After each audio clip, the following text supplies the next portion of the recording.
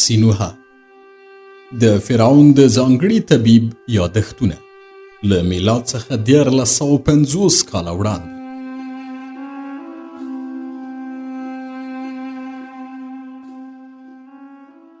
څلورویشتم څپرکی. له خپل مریي سره مرموز کور ته ننوتم.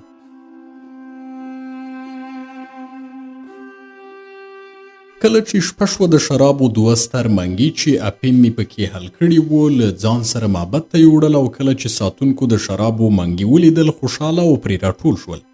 دوی د شرابو څښل پیل کړل. زه له معبده لرې شوم او کاپتا مې څنګ ته کړه او ورته مې وویل خدایانو غوښتي دي چې زه او ته له یوه بله بیل شو، ځکه چې مینا د خدای له کوره راستنه شوې نه ده. باید زه ولاړ شم، هغه پیدا کړم او د خدای له کوره یې راستنه کړم.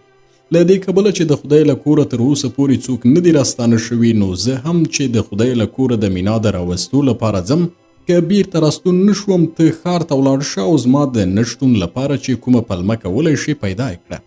زه پوهیږم ته د پلمو په لټولو او د درواغو په ویلو کې ډېر استاد یې او خلک قانع کولی شي. مثلا ووایه چې زه له غره د اختاپوت خولې ته ولوېدم او ویې خوړم، او یا ووایه چې په سمندر کې ډوب شوم او اوبو زما جنازه یوړه. دغسې نورې پلمې هم شته چې ته یې کولی شي، او ما ستا لپاره د مټې خاورې یوه لوحه لیکلې ده او په خپل مهر سره مې مهر کړې ده. کله چې ازمیر ته ورسېدې له سوداګرو زما سره او سپین اخیستلی شي او یا هم په خپل نوم کولی شي. ته دا واک هم لري چې په ازمیر کې زما کور خرڅ کړي او له ترلاسه شویو سرو سپینو سره مصر ته ستون شه. که پوهیږي چې مصر ته د ستنېدا له امله دې په دې تور نیسي چې تښتېدلی مریي یې، نو په ازمیر کې پاتې شه او زما د سرو سپینو په ګټه چې له ما څخه تا ته رسیږي آرام ژوند وکړه. ته زما د جنازې د مومیایي کولو غم مه کوه، ځکه که مینا مې پیدا نه کړی شوه په لویدیځې نړۍ کې ژوند راته اهمیت نه لري چې جنازه مې مومیایي او پاتې شي. کاپتا له دې سره چې تا ډېرې خبرې کولې او یو سپین سترګی سړی یې، خو پر ما ګران یې، او که کله مې په لکړه سزا درکړې او وهلی یې د خیر لپاره و، ګټی تا ته رسېدلې. ما غوښتل ته با ادبه شې، خو بیا له دې امله خواشینی یم چې په لکړه مې پر ملا او اوږه وهلی یې. کاپتا لږ غلی شو او ویل زما باداره، له دې سره چې ستا د لکړو ګزارونه کله کله ډېر درانه او سخت ول، خو له تا سره کینه نه لرم، ځکه همغه ډول چې تا وویل د خیر او زما د ښېګڼې لپاره ما وهې. ما به کتل چې زه دې وهلم، خو د یوه ملګري په شان دې راسره چلند کوه او په خپلو کارونو کې زما له نظریو استفاده کوې. په دې ډول چې ډېر ځله به مې دا احساس نه کوو چې ستا مریی یم، بلکې ته مې خپل ملګری بللې.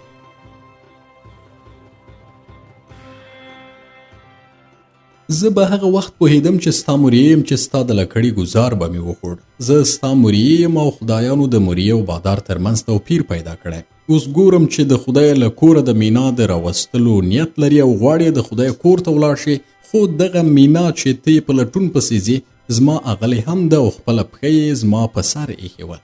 زه هم باید ستا په شان د هغې لټون وکړم، او که مینا زما باداره نه وی او ما حتی د هغې د پیدا کولو دنده هم نه درلودی، بیا مې هم دا اجازه نه درکوله چې ته یوازې دې کور ته ننوځې، ځکه د خدای کور ډېر تیاره دی. په هغه تیاره ځای کې ته یو نږدې ملګري او زړه سوانده مریی ته اړتیا لري. ما ویل کاپتا، لومړی ځل دی چې زه ګورم له ژړا او زاریو پرته خبرې کوي، او ستا خبرې هم راته د هوښیارانو غوندې ښکاري. باید زه یوازې د خدای کور ته ولاړ نه شم، ځکه هلته به په تیارو کې لاره ورکه کړم. خو له دې کبله چې ډېر باور لرم د خدای له کوره به ژوندی ستون نه شم، غوره دا ده چې یو کس ووژل شي، نه دوه. کاپتا وویل سینوها، که ته ما وشړې بیا هم زه له تا سره ځم او اجازه نه درکوم چې یوازې د خدای کور ته ولاړ شي. هر څه چې وي زه بوډا یم او تر تا مې تجربه ډېره ده، نو په داسې شیانو پوهیږم چې که ته هم په دارالحیات کې تحصیل دې کړی، خو بیا هم په هغو شیانو نه پوهیږې. خو په دې هم پوه شه چې زه له تیارې ډارېږم او پر مشال سربیره اجازه راکړه چې یو منګی شراب هم له ځان سره د خدای کور ته یوسم چې کله وډار شم لږ به وڅښم. ومې ویل ډېره ښه کاپتا، هر څه چې غواړې ویې کړه، او له دې کبله چې ساتونکو ته په ورکړل شویو شرابو کې مې اپیم اچولي دي، اوس یې اغېز جوت دی، هغوی ویده شوي، نو غوره ده چې ځنډ ونه کړو او د خدای کور ته ننوځو. کله چې معبد ته ننوتو ومې لیدل چې ټول ساتونکي ویده شوي. موږ لږ سکروټې او څو مشالونه واخیستل او د خدای د کور د کوچنۍ دروازې کیلي یعنې کنجي مو هم واخیسته، ځکه چې کاپتا پوهېده د خدای کور کوچنۍ دروازه هم لري. د لیدلي ول چې دې کور ته د مینا د ننوتو پر شپه ستر کاهن له دې دروازې وتلی و. کونجي مو واخیسته، روان شو او بیا مې کوچنۍ دروازه پرانستله. د خدای کور ته ننوتو. ما دروازه بنده کړه خو کیلي یعنې کونجي را سره وه. کله چې دروازه بنده شوه کاپتا له ډاره رېږدېده او ویل یې باداره ژر مشال روښانه کړه ځکه چې دلته دومره تیاره ده چې انسان پکې له ډاره رېږدي. ما له ځان سره سکروټه وړې وه، هغې ته مې ورپه کړل او مشال مې روښانه کړ.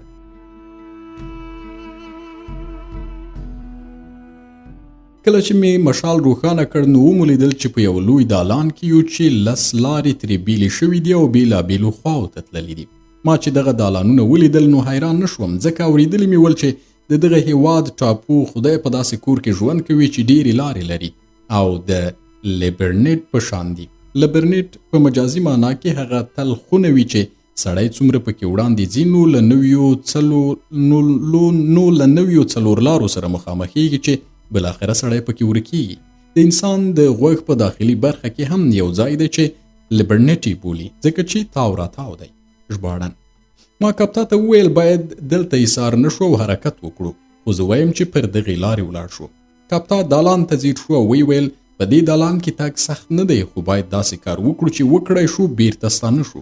مو مې کتل چې د سترې کڅوړې له منځه یې چې پر اوږه یې وه او د شرابو منګی یې پکې ایښی و یوه کلاوه کلک تار راویست او سر یې په هغه لرګي پورې غوټه کړ چې په دیوال کې لګېدلی و. ما وویل کاپتا په دې تار څه کوې؟ کاپتا وویل دغه تار زموږ د راستنېدا لپاره پکارېږي ځکه چې که هغه تعقیب کړو بیرته همدغه ځای ته راستنېدی شو. که څه هم د بیرته ستنېدا لپاره د کاپتا وسیله ډېره ساده وه خو ما په یوازې سر هغه نه شوی ترلاسه کولی او مې ویل کاپتا تا ډېر ښه فکر وکړ. وروسته روان شو چې څومره وړاندې تلو کاپتا د تار کلاوه خلاصوله. بیا له هر دهلیز وروسته یو نوي دالان ته رسیدو او کله چې به مو کچ کړ بل دالان ته ورسیدو. یو وخت کاپتا سر اوچت کړ او فضا یې بوی کړه. ویل سینوها دغه بوی احساسوي؟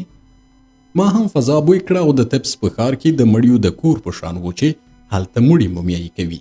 کاپتا چې رنګ یې له ډاره تت شوی و یو غړپ شراب وڅښل او زما په اشارې سره بیرته روان شو.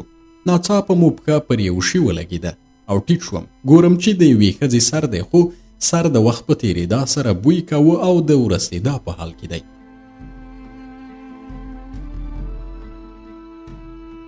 کله چې کاپتا دغه سر ولید وژړل ځکه زه او هغه پوه شو چې مینا هم له همدې برخلیک سره مخامخ شوې ده او هغه یې وژلې یا به یې ووژني خو په هر صورت موږ نشو کولی هغه ژوندی ترلاسه کړو. له دې سره چې هیله مې نه کوله چې مینا به ژوندی وګورو خو کاپتا ته مې وویل راځه چې نور هم ولاړ شو. هماغسې د تار کلاوه خلاصوله او موږ مخکې تلو. یو وخت مې وکتل چې کاپتا ودرېد او په حیرانو او ترېدلو سترګو یې ځمکې ته کتل. ما هم ځمکې ته وکتل.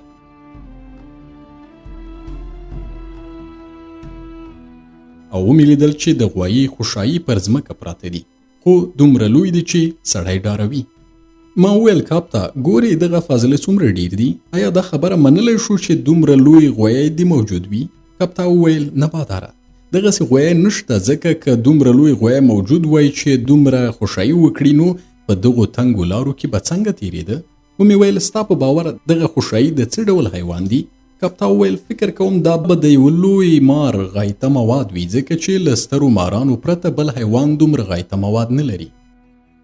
له دې وروسته زما مریې یو غړپ شراب وڅښل او ویل خدایان دې زموږ وساتي د دې کار پایله به څه وي؟ خو ما اټکل کاوه چې پایله به یې څه وي ځکه کله چې یو لوی مار په دغو غارونو او لارو کې وي مینا به ژوندی نه وي او ښکلې پیغله د مار خوراک شوې ده. کله چې لوی کاهن دغه نجلۍ د دغه هیواد د خدای کور ته دننه کړه دې ته په پام سره چې پوهېدم په هره میاشت کې یوه نجلۍ د دغه هیواد د خدای کور ته ننباسي نو فکر مې وکړ چې د ستر کاهن یا بل هغه چا مقصد چې په دې کور کې ژوند کول دي دا دی چې له هغې نجلۍ سره څملي او بیا هغه له منځه یوسي. خو دوه ټکي داسې ول چې نه یې پرېښودل زما دغه فکر ژور او پیاوړی شي.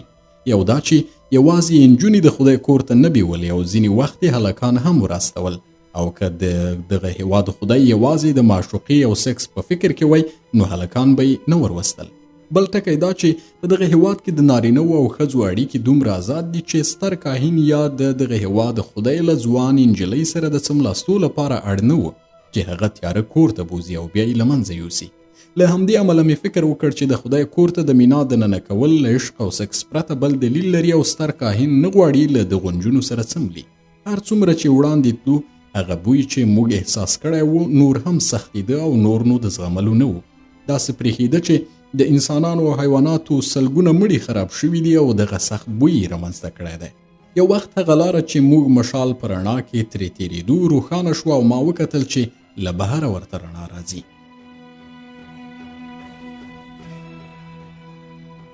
څومره چې وړاندې تلو لاره روښانه کېده. تر هغه د غار بلې خواته ورسېدو او سترګې مو پر شنه سمندر ولګېدې. په ساحل کې د سمندر د څپو غږ واورېدل شو. ګورم چې د اوبو پر سر د ژویو یو کتار یو په بل پسې تر سترګو کېږي.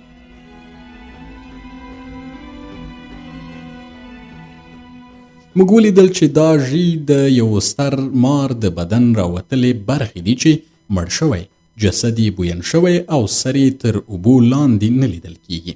هغه وخت زه او کاپتا پوه شو چې د دغه هېواد د خدای د وژل کېدا او اوازه سمه ده او هغه ستر مار ډېره موده کېږي چې مړ شوی دی.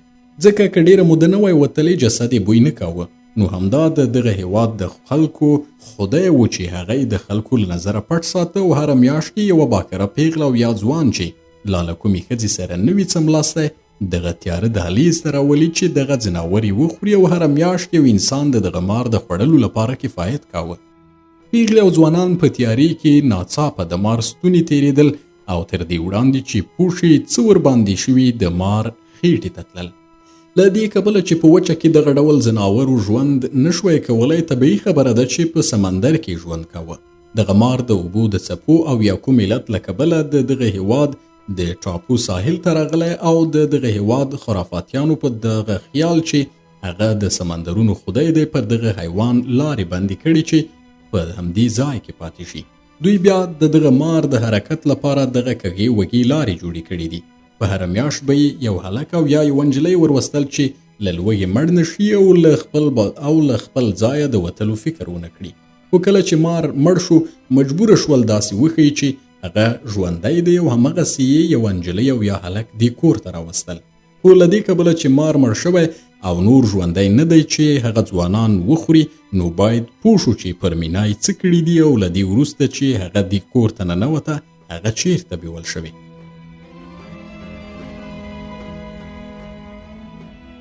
زه چې د مینا له پیدا کولو نه هیله شوم، هغې ته مې نارې کولې او زما غږونو په دهلیزونو کې انګازې کولې، تر دې پورې چې کاپتا په ګوته ځمکه راوښوده او ویل وګوره، ما پر ځمکه د وینې څاڅکې ولیدل چې وچې شوي دي او دغه څاڅکې د سمندر پر لور غځېدلي وه. کاپتا وویل ګورې دغه وینې د اوبو پر سر تللي، نو غوره ده چې ورپسې ورشو. کله چې د اوبو غاړې ته ورسېدو ما وکتل چې د مینا مړی د سمندر پر غاړه په اوبو کې پروت دی.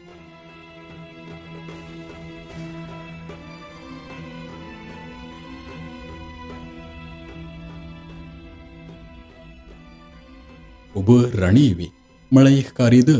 یو شمېر سمندري چنګښان یې پر مړي راتاو شوي ول او غوښې یې خوړې. ما چیغې کړې، په ګونډو شوم او که کاپتان نه وای زه هم له مینا سره یو ځای کېدم. خو له دې کبله چې کاپتان متوجه شو چې ورځ شوې او ښایي ساتونکي د اپیمو له امله له خوبه راویښ شي، زه یې د هغه تار په وسیله چې غځولی و د دغه هېواد د خدای له کوره وایستلم.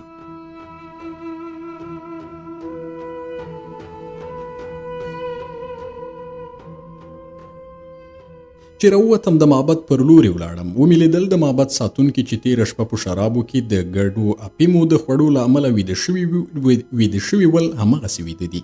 له دې پرته چې د خدای د کور په څنګ کې دمه وکړو، کاپتا زه ښار ته بوتلم، خو زه داسې بېخوده وم چې په لاره کې د نشیانو غوندې روان وم. کاپتا خلکو ته ویل چې زما د مستۍ علت دا دی چې د مینا د راستنېدا په انتظار کې مې ډېر شراب څښلي او تر نورو ډېر د دغه هېواد د خدای د کور په وړاندې ایثار شوی یم. دغه پلمه هر چا منله، د دې لپاره چې پوهېدل زه بهرنی یم او نه پوهېږم چې هیڅوک د خدای له کوره نه دي راستانه شوي. د دې وروسته چې میلمستون ته راستانه شو، ما له غوسې او ډېرې نهیلۍ څخه ډېر شراب وڅښل او ویده شوم. کله چې له اوږده خوبه راپاڅېدم، متوجه شوم چې پر لوی کاهن چې مینا یې د خدای کور ته ننایستلې او بیا یې وژلې وه، په غوسه نه یم. زه پوهېدم چې په هغه وخت کې له دغه کاهنه پرته بل څوک هلته نه و چې مینا یې وژلې وي. ستر کاهن مجبور و چې د پخوا په شان وښیي خدای ژوندی دی او باید ځوان او پیغلې ورولي چې خپل پیغلتوب هغه ته ډالۍ کړي.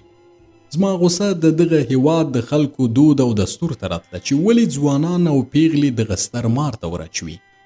زړه مې غوښتل چې پاڅېږم او د دغه هیواد په واټونو کې وګرځم. خلکو ته ووایم ای احمقانو، دغه خدای چې تاسې عبادت کوئ یو مار و چې له څه مودې راهیسې مړ شوی او تاسې باید له دې وروسته اجازه ورنه کړئ چې ځوانان او پیغلې مو د خدای کور ته بوځي ځکه چې هغوی وژني. دوی د دې لپاره وژني چې بیرته د خدای له کوره راستانه نشي.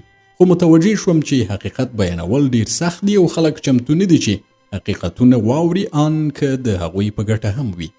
د خلقو عقل له خرافاتو او چټیاتو سره داسې روږده شوی و چې هره چټي نظریه منله خو یو عقلي حقیقت یې نه منل. تر دې ورهاخوا که زه خلک دغه تیارې کوټې ته بوزم او د ستر مار مړی ور وښیم نو هغوی به ما ووژني، او که خلک ما ونه وژني د دغه هیواد د دین خادمان او ستر کاهن چې له دې خرافاتو ډیره ګټه اخلي ما له منځه وړي. ځان مې په دې ډاډه کاوه چې که د دغه هیواد د خلکو دین حقیقي وي نو له دې کبله چې د دغه هیواد خدای مړ شوی ډیر ژر به د دغه هیواد د خلکو قدرت او نیکمرغي له منځه ولاړه شي او یوه طبیعي بلا یا د نورو ملتونو حمله به دغه هیواد تباه کړي. د دغه هیواد په کوڅو او واټونو کې به وینې وبهیږي او سلګونه بیړۍ به چې د دغه هیواد په بندر کې لنګر اچولی ډوبې شي. له دې وروسته به یو وحشي ملت چې پر دغه هیواد حمله کړې ده د ځایي خلکو ټاټوبی ونیسي او وحشیان چې له ښکلو حمامونو او تشنابونو استفاده نشي کولی نو هغه به هم له منځه یوسي او د ځینو ښارونو چټلي به ټول ځایونه ونیسي. بیا مې له ځان سره وویل د دغه هیواد خدای په ما پورې اړه نه لري ځکه چې زه په دې ښار کې پردی یم او باید ترې لاړ شم. زما او د مینا برخلیک هم لکه چې د بابل ستورپیژاندي وایي د ستورو له لوري معلوم شوی ځکه چې د ټولو کسانو برخلیک ستوري ټاکي او له فضا او قدر سره زموږ او له قضا او قدر سره زموږ جنگ د ازل برخه نشي بدلولی. د دې لپاره چې بیرته ویده شم له کپتان مې شراب وغوښتل خو مریې مې د شرابو په ځای ډوډۍ راوړه. ما ورته وویل شراب غواړم ډوډۍ نه، او که ماته شراب را نه وړې هډوکي به دې په لکړې مات کړم. کپتان مجبور شو چې ولاړ شي او ماته شراب راوړي. له هغه وروسته چې به مې شراب څښل ارامېدم او کله چې به مې په شرابو کې افراط وکړ شیان به راته دوه ښکارېدل. ظاهراً به مې همداسې فکر کاوه، باور مې نه درلود چې داسې دي وي.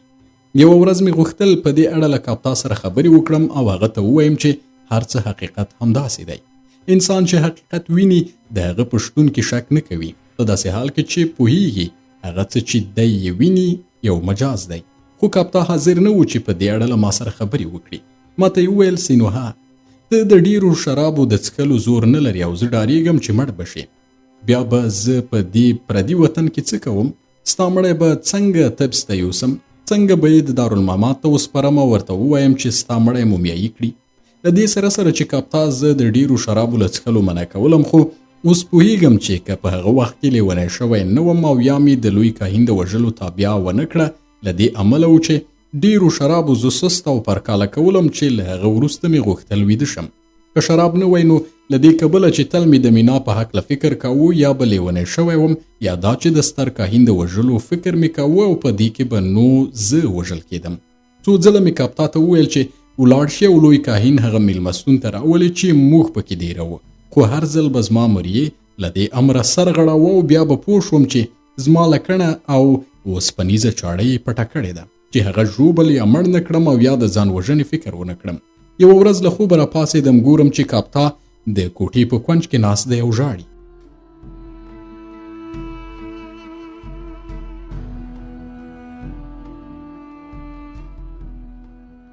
د شرابو منګی مې راواخیست، یو غړپ مې ترې وکړه او ومې ویل ولې ژاړې؟ ما له څه مودې راهیسې له کپتان سره خبرې نه کولې ځکه د هغه له غمجنې څېرې مې کرکه کوله او نه مې غوښتل چې غږ یې واورم. خو په دې ورځ چې هغه وژړل ومې غوښتل پوښتنه وکړم چې ولې ژاړي. کپتان وویل یوه بیړۍ له بندر څخه سوریې ته ځي او دا وروستۍ بیړۍ ده چې له دې ځایه سوریې ته ځي. له دې وروسته د سختو طوفانونو له امله په ژمي کې تر راتلونکي کاله بله بیړۍ سوریې ته نه ځي. نارې مې کړې ورځه او بندر ته لاړ شه، په دې بیړۍ کې سپور شه او ما د خپل منحوس وجود له شره خلاص کړه. زه نور نه غواړم تا ووینم.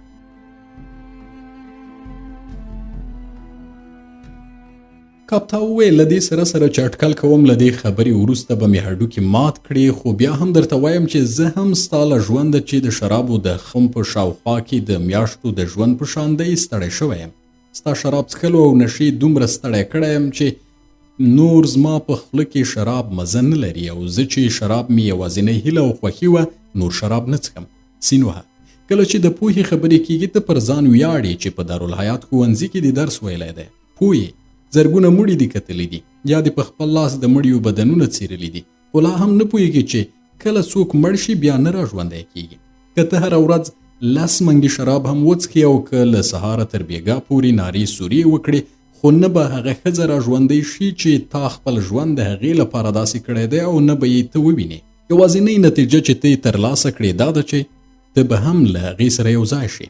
له دې سره سره چې ته ځوان یې، خو اوس دې د ډیرو شرابو له امله لاسونه داسې ریږدي چې نشي کولی یوه کوپړۍ سوری کړې یا یوه خېټه څیرې کړې او یا یو غاښ له خولې راوباسې. څومره پیسې چې دې درلودې په شرابو دې ورکړې، یعنې پر اوبو دې لاهو کړې. په سر کې چې ما وکتل تا د هغې سوراهۍ په شان شراب څښل چې بیخ نه لري او زه له دې کبله خوشحاله وم چې د شرابو ملګری مې پیدا کړی دی. آن د بندر په ساقي خانو کې مې ویل داسې بادار لرم چې د شرابو په لاره کې چې څومره سره او سپین لري له لاسه یې ورکوي. خو وروسته متوجه شوم چې هر سهار له خوبه راپاڅېږي نو داسې شراب څښي چې ګنې د ژوند وروستۍ ورځ دې وي. زه وډار شوم چې پر تا مې زړه وسوځېد.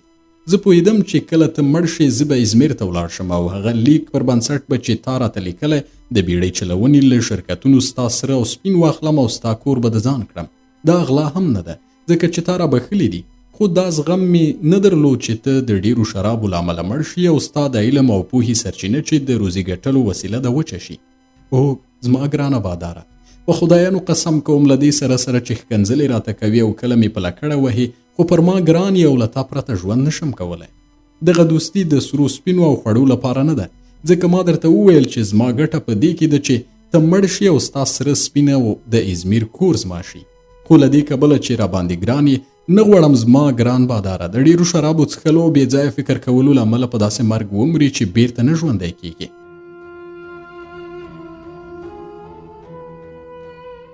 د کاپتا خبرو پر ما ډېر اغېزه وکړه، ځکه همغه ډول چې ده ویل زه هم متوجه وم چې لاسونه مې ریږدي او د شرابو د څښلو له امله به مړ شم.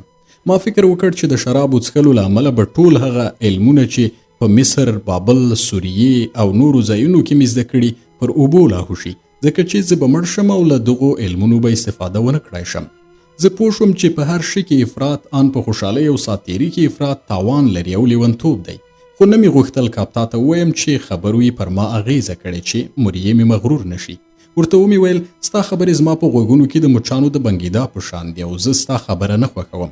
خو له څو ورځو راهیسې مې فیصله کړې چې نور به شراب نه څښم، ځکه چې شراب څښل مې لاسونه ریږدوي او تل سستي احساسوم. نو سر لننه به شراب ونه څښم او له دې کبله چې نور نه غواړم په دغه هېواد کې پاتې شم، همدا نن له دې ځایه حرکت کوو. ورځه او له دې ځایه د ستنېدا وسایل برابر کړه.